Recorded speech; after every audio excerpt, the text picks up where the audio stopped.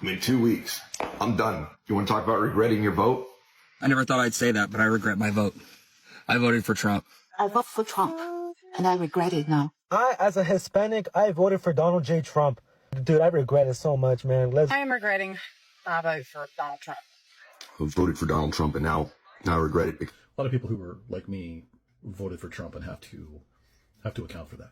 I regret voting for Trump. So deeply regret my vote for Donald Trump. I regret voting for Trump. I was a dumbass, voted for Trump. It was the worst decision I ever made. I've seen the light, and I got out of MAGA. A lot of us there have seen the light. We have deep regrets. I feel guilty because I voted for Trump twice. I feel very guilty because I feel responsible. That's why he's still running.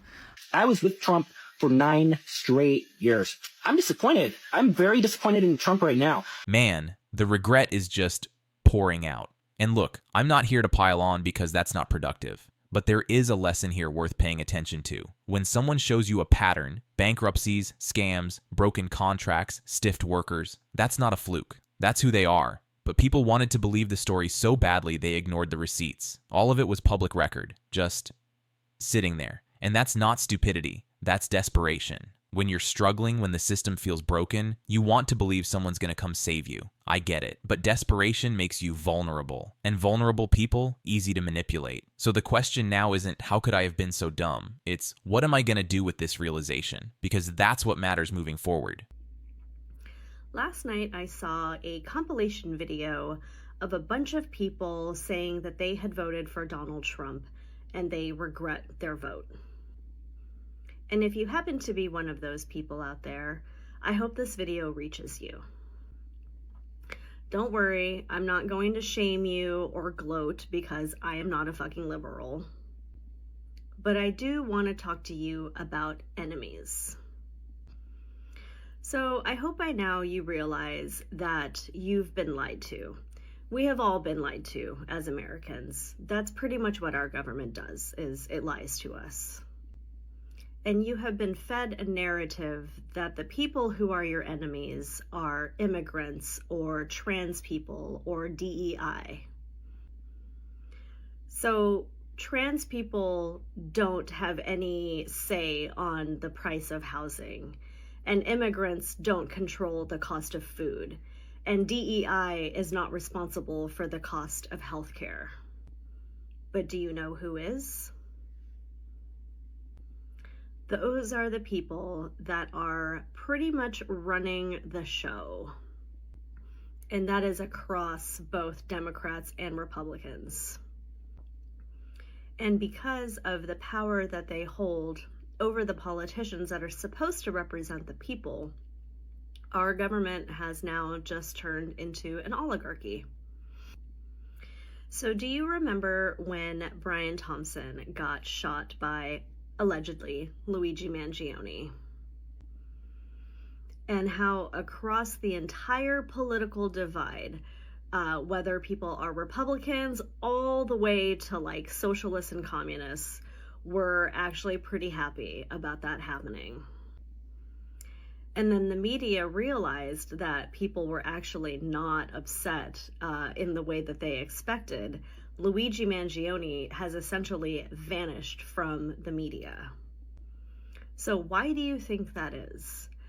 I think it's because we finally realized who our enemy actually is, and seeing everybody kind of come together on this one topic scared the shit out of these people.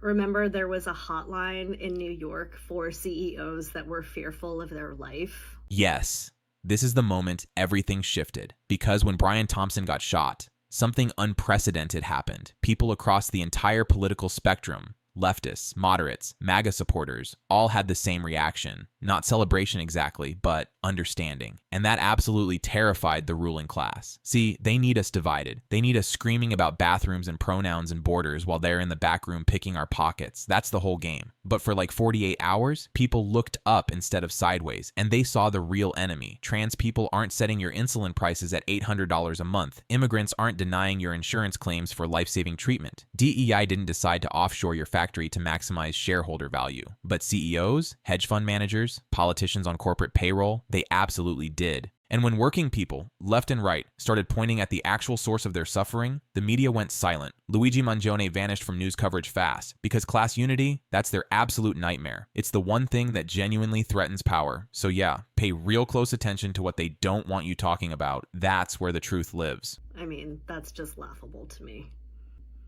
So what we started to witness after Brian Thompson's murder was the start of what's called class consciousness, where all of these working class people who have been burned by the system that we are trapped in realized who their real enemy is, and it's not each other. They keep us fighting with each other, left versus right, red versus blue, to keep us from actually fighting who is really in charge. So I'm hoping if you are watching this video and you are not happy with the way things are happening in the country right now, that you are gaining a sense of class consciousness and realizing that your enemies are not the people that your politicians and your media are telling you they are. Like I said earlier, people like immigrants and trans people, they don't hold any power in America. And if anything, they're just like us. They are just trying to survive in this system that is killing us right now. But the people in power want you to think that they do, so that you direct your anger towards them instead of the people who you should be directing your anger towards. So where do we go from here? I don't have a direct answer for that, because it kind of just depends on where you are in both in the country and where you are like in your political education.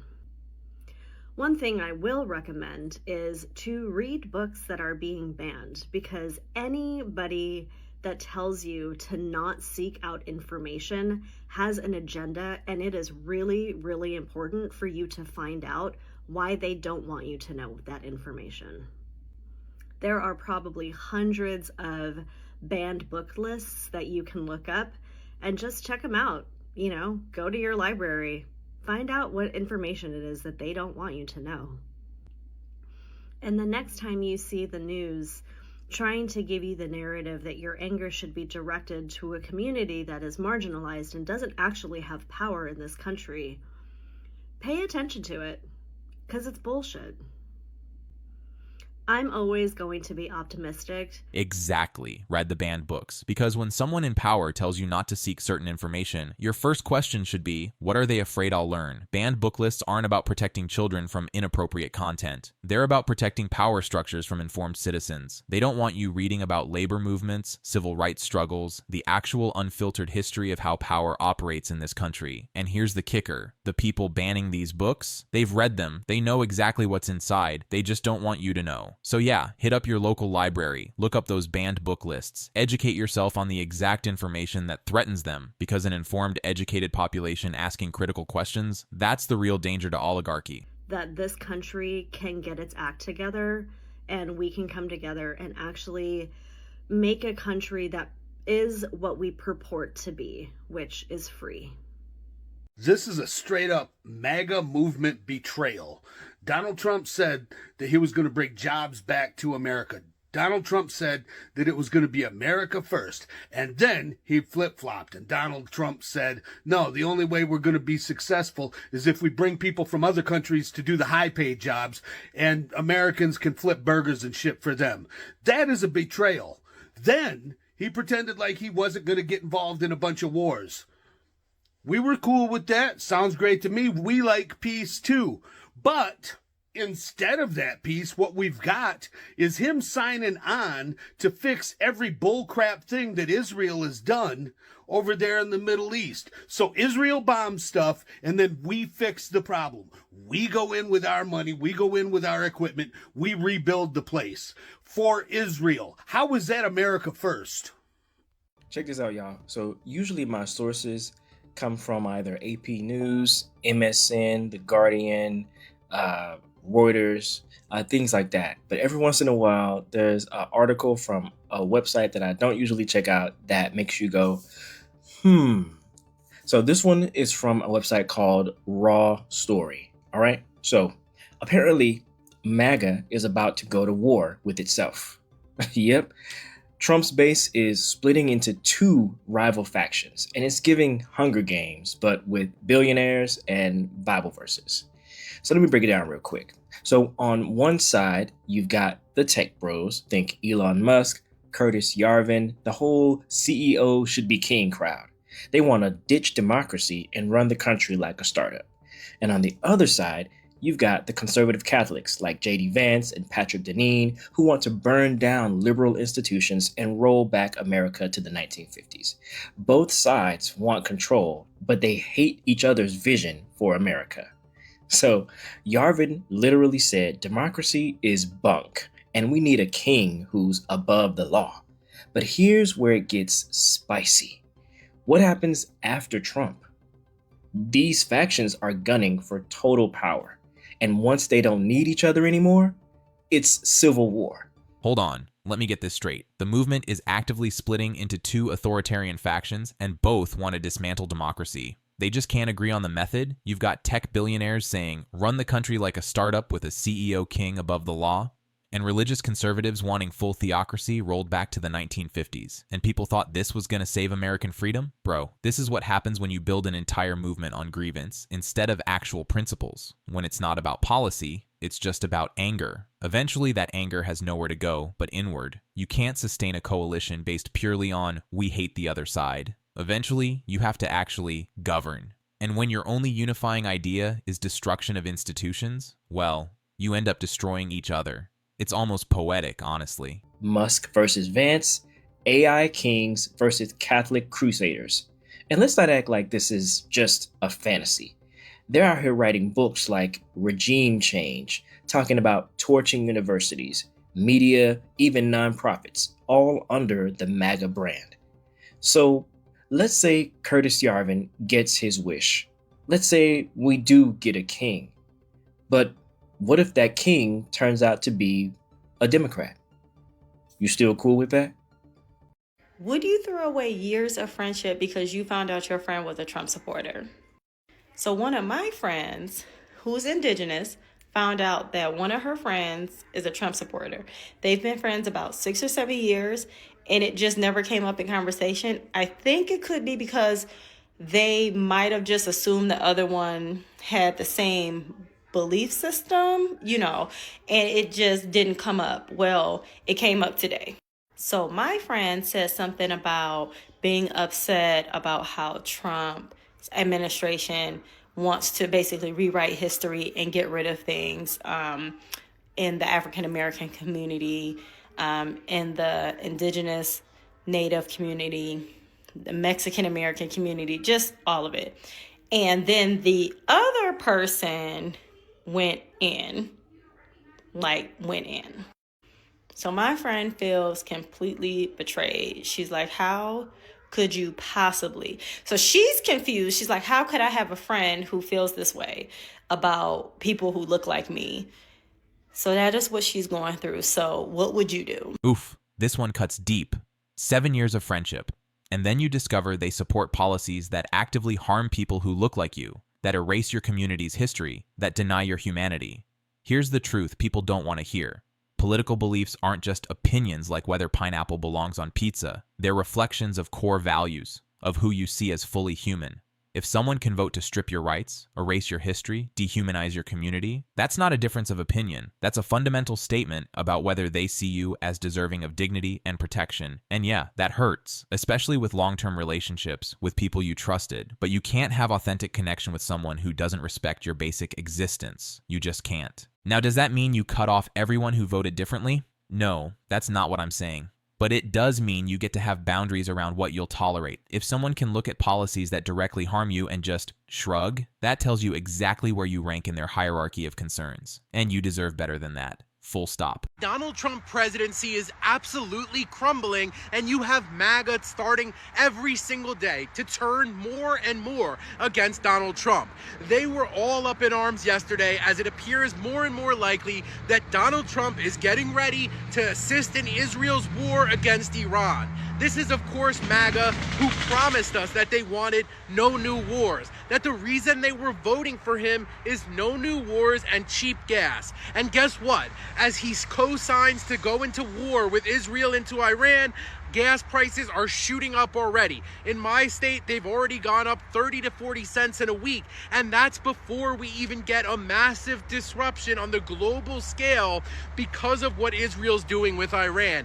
Gas prices are going to skyrocket. So you had MAGA like Tucker Carlson turning on Donald Trump, Candace Owens turning on Donald Trump, Marjorie Taylor Greene turning on him, MAGA people all over Twitter just saying how they even regretted that they voted for Trump, that they at least know that Kamala Harris would have stayed out of this and maybe they should have voted for her.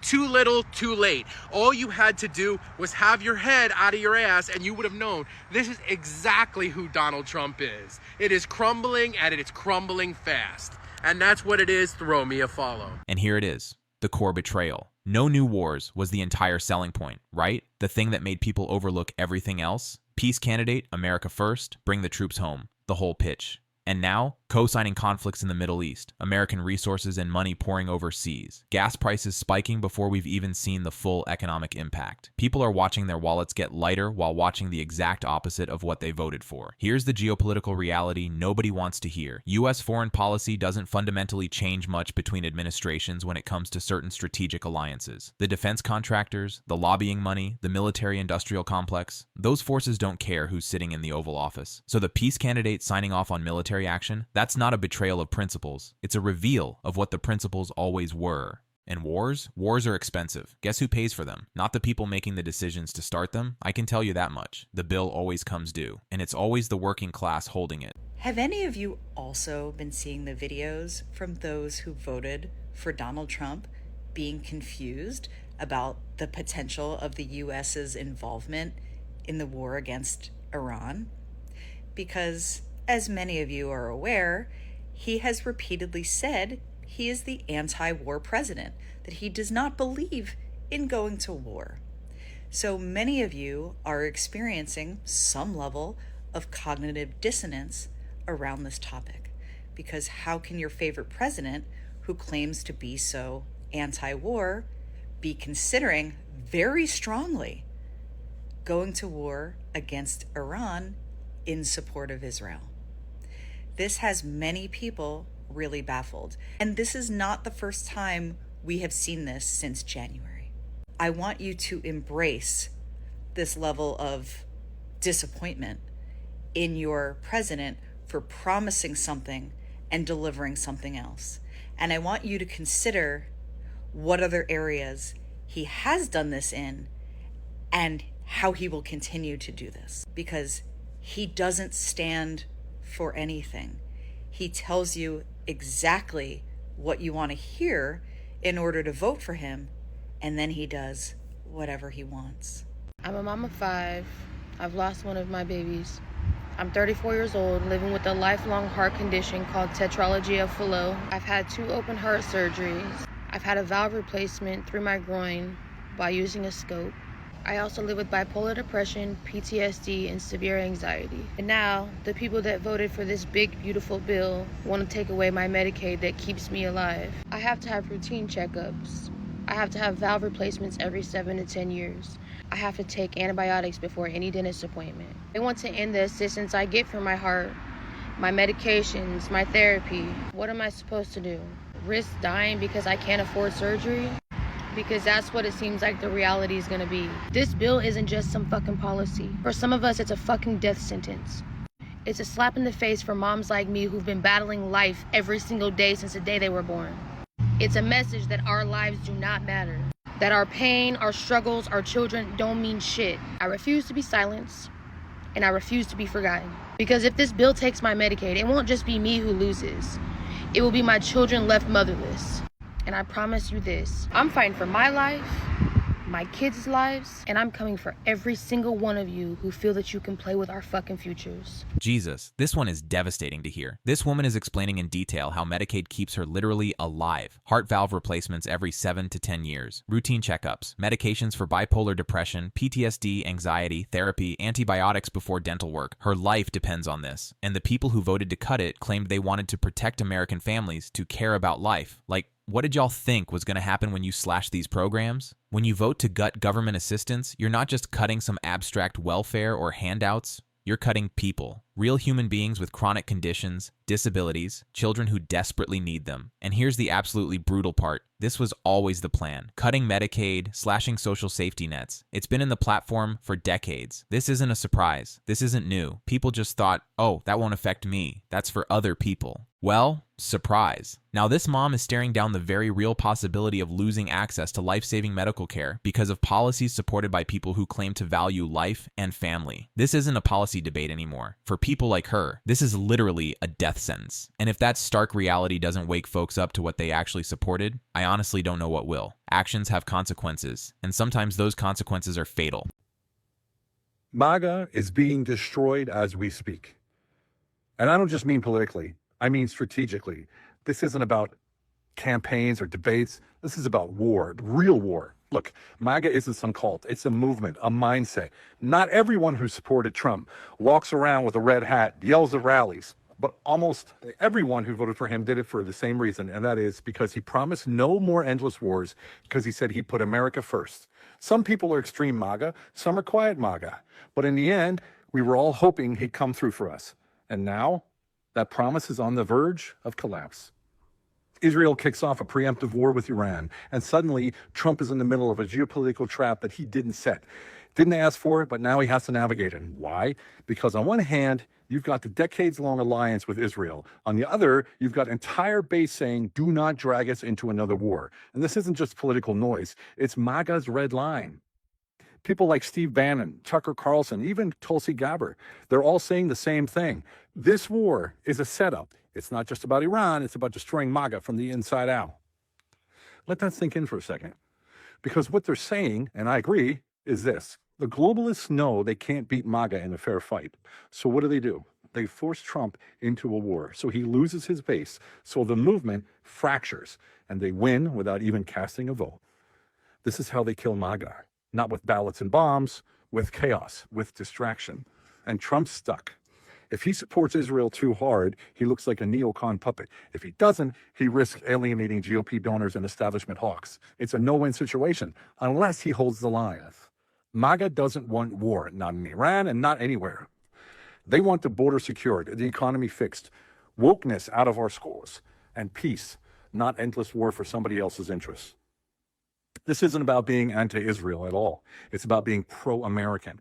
And let's be real, Bannon said it best. They're using this war to destroy MAGA.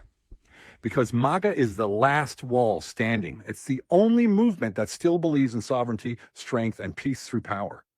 If they can get Trump to abandon that, well, they break the man, so they break the message, and they break the movement.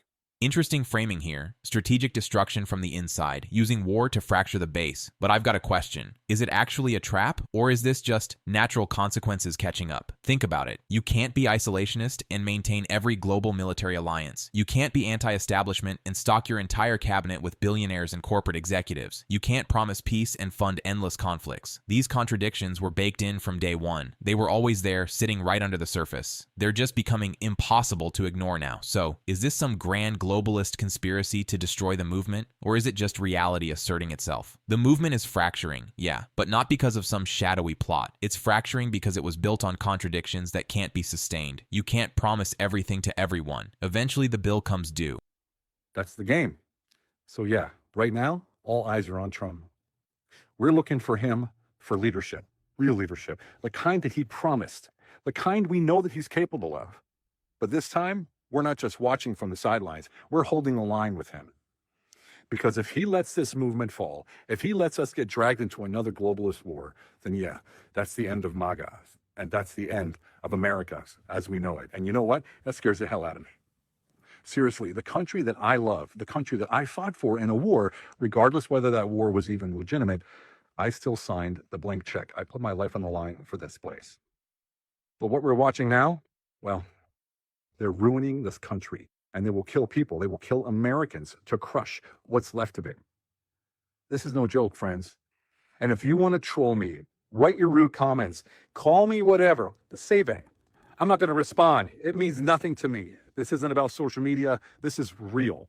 This isn't about one issue. It's not about cherry picking the part that pisses you off and ignoring the rest. It's not about whether I forgot something or said it perfectly. It's not about it at all. I'm not a reporter. I'm not some outlet. I'm just a guy talking to you because I feel this. I didn't plan to do any of this. I was pulled into it, and now I feel a responsibility to speak. Because we are dangerously close to watching America as we know it get killed in real time. And here we land on the warning.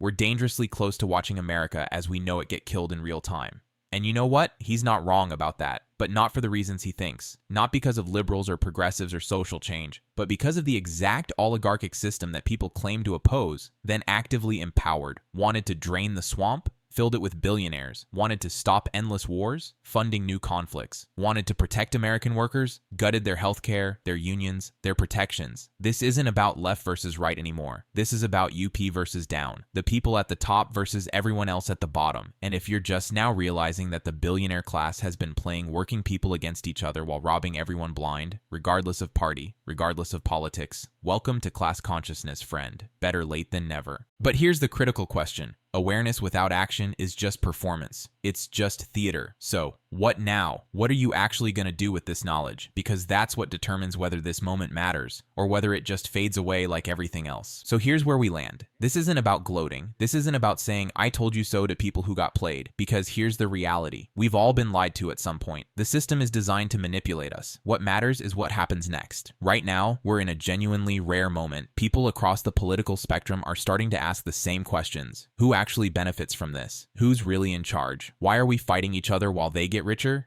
The ruling class is counting on this moment to fade. They're counting on you going back to fighting your neighbors, your coworkers, random people on the internet, instead of questioning them. Don't give them that satisfaction. Workers' rights, healthcare access, affordable housing, these aren't separate issues. They're the same fight. It's about who has power and who doesn't. So drop a comment below. Do you think this awakening is real, or are we doomed to repeat the same patterns in 4 years? If this made you think, hit that like button, share it with someone who needs to hear this perspective, and subscribe, because trust me, this conversation is just getting started. This is Mind Mirror. Stay sharp out there.